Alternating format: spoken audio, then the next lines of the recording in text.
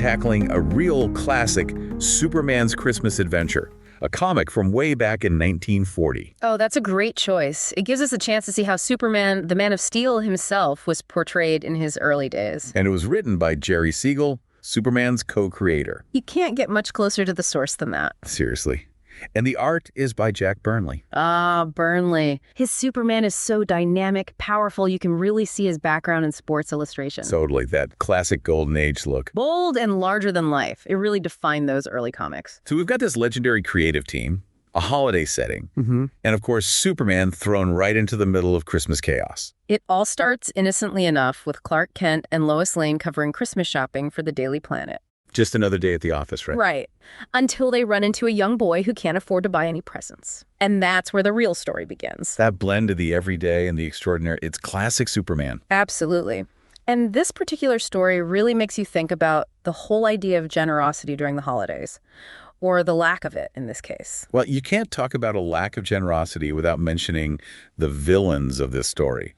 Dr. Grouch and Mr. Meanie. The names say it all, don't they? Yeah, they're determined to ruin Christmas for everyone. And the thing is, they're not just grumpy old men. They're actually quite wealthy. The very concept of giving just offends them. It's more than just grumpiness. Right. Exactly. They already have everything they could possibly want. So it's not about material gain. It's this deep-seated aversion to giving, to seeing other people experience joy. It's almost like a twisted form of envy. And these guys, they really go all out to sabotage the holidays. First, they try to talk Santa into turning his workshop into a for-profit business. Can you imagine? Santa was absolutely appalled by the suggestion. Of course he was. And when that doesn't work, they target the Daily Planet's toy drive. Like, why not spread the misery, right? It's this escalation that's so fascinating. They're not content with just disliking Christmas.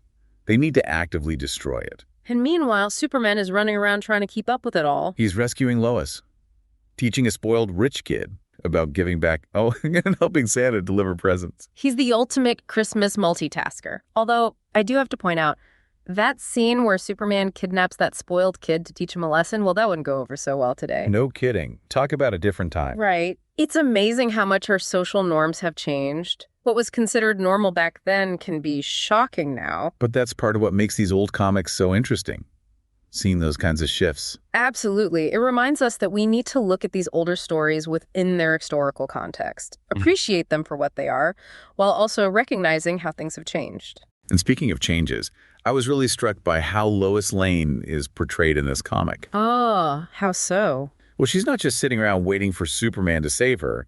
She's out there investigating the villains. She's brave, she's resourceful. She even sneaks onto their airship at one point.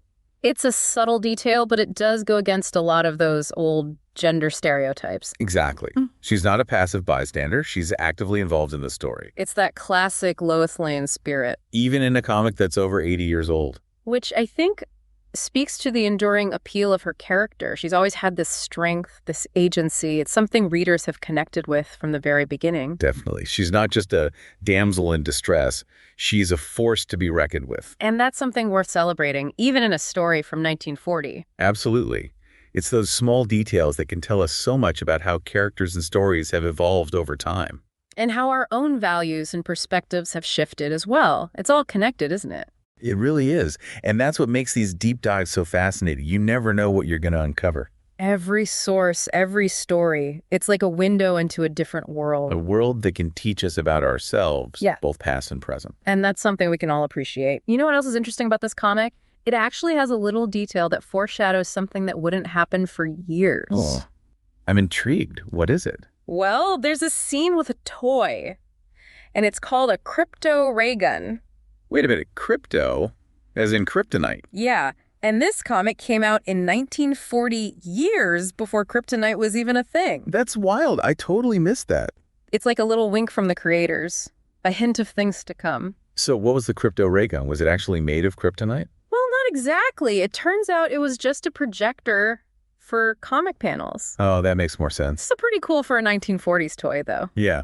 It makes you wonder how much thought went into even the smallest details in these comics. Right. Like they were building a whole world, even in a simple Christmas story. Speaking of the story, I got to talk about the ending. Oh, the ending. What did you think? I was really surprised by how it all wrapped up, especially with Dr. Grouch and Mr. Meanie. I didn't expect them to be redeemed. Yeah, it's interesting that they got a second chance. And it was Santa who forgave them, not Superman. Right. You'd think Superman, being the hero and all, would be the one to offer that forgiveness. Exactly. But instead, it's Santa who embodies that true Christmas spirit, the boundless love and compassion. He represents a kind of unconditional forgiveness, even for those who seem to least deserve it. It's a pretty powerful message, especially in a story that's all about greed and selfishness. It makes you think about what it really means to be generous, not just during the holidays, but all year round. Right. It's a theme that goes beyond just Christmas. It's something we can all think about. It's a timeless message, really. Even in a comic from 1940, you see these fundamental questions about human nature being explored. Yeah, it's like a reminder that some stories are just, well, timeless. Exactly. They speak to us no matter when they were created. Okay, we've talked about the plot, the characters, even some hidden details. We can't forget about the art. Jack Burnley's Superman is truly iconic. Oh, yeah. His style really defined how Superman looked for an entire generation. What stands out to you about his work? Well, for me, it's the way he captures Superman's power. He's so muscular, almost like a bodybuilder. And those dynamic poses? Exactly. It's like you can feel the energy radiating off the page. It's so different from how Superman is drawn today. Back then, he felt more grounded, like a force of nature. He wasn't just flying. He was soaring. And it's not just Superman. Burnley puts so much detail into everything. The backgrounds, the cityscapes. It's amazing. You can really feel the energy of Metropolis, especially during the holiday season. That attention to detail is something you see a lot in Golden Age comics. Like the artist wanted to bring every panel to life, to make you feel like you were right there in the story. Speaking of feeling like you're in the story, I think it's important to remember that this comic, like a lot of comics from that time, reflects the social norms of its era. Absolutely. There are definitely some things in this comic that would be considered outdated today. But it's important to view them within their historical context. I completely agree. We can't just erase the past. No, but we can learn from it. We can see how storytelling and how we view the world have changed over time. Exactly. It's about understanding where we came from, so we can better understand where we are now. Right. It's not about condoning outdated ideas. It's about having a conversation about them. Right. And seeing how they've shaped the stories we tell today. It's like a dialogue across time. We're talking with the creators, the readers of that era, and even with ourselves. We're reflecting on how far we've come and how much further we still need to go. It's a journey, isn't it? And these old comics, they can be our guide. It's fascinating to see how these old stories can spark conversations about who we are today. But before we wrap things up, I can't help but think about those wacky villains, Dr. Grouch and Mr. Meanie. Oh, yeah. There's something else. Their names alone are just, well, amazing. They're almost too over the top to be taken seriously. But there's something about their pure grumpiness that I find kind of compelling. Right. Like, on one level, they're just these goofy, bumbling bad guys.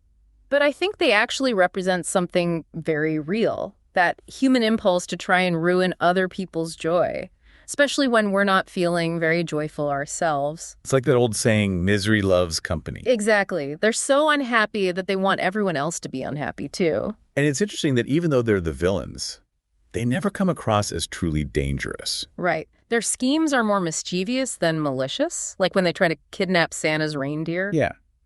They smash toys, they cause chaos, but they never actually hurt anyone. I think that was a deliberate choice by the creators to keep the story lighthearted and fun. It's like they're the comic relief villains. Exactly. They provide a nice contrast to Superman's more serious heroism. It makes you wonder how those characters would be written today. Oh, that's a great question. I doubt modern comic book villains would be quite so goofy. Right. They tend to be much darker and more complex these days. And they usually pose a much greater threat, not just to the hero, but to the whole world.